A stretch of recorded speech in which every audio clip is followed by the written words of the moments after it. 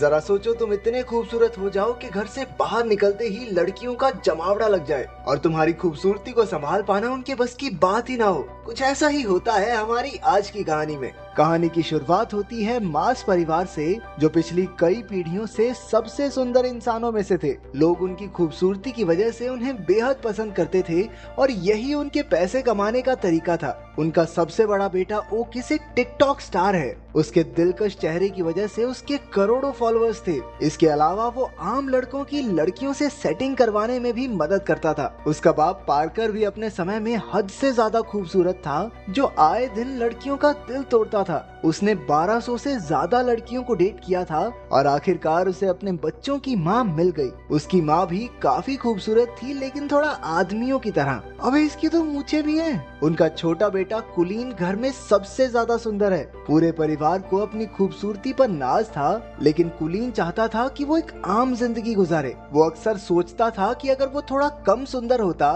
तो हर बार बाहर निकलने पर उसके पीछे लड़कियों की भीड़ ना पड़ती। उसके सुंदर चेहरे की एक झलक देखते ही लड़कियां पागल सी हो जाती। किसी की नाक से खून बहता तो कोई अपने बाल नोचकर इधर उधर कूदने लग जाती। नतीजा ये हुआ कि कुलीन की आज तक किसी लड़की से बात तक नहीं हो पाई थी। वो ज्यादा बाहर नहीं जाता था और अब तक घर से ही पढ़ रहा था। कुलीन के पास अपनी मछली के अलावा बात करने के लिए कोई भी नहीं था। वो अकेला ही पत्ते खेलते हुए मछली से बातें करता रहता। उसके इस बर्ताव से उसके परिवार को काफी चिंता हो रही थी। ओकिस कई बार उसे सुंदर लड़कियों की तस्वीरें दिखाकर पंप देता कि जा भाई, दुनिया में लड़की लड़की पटा, क्या कर रहा है तू।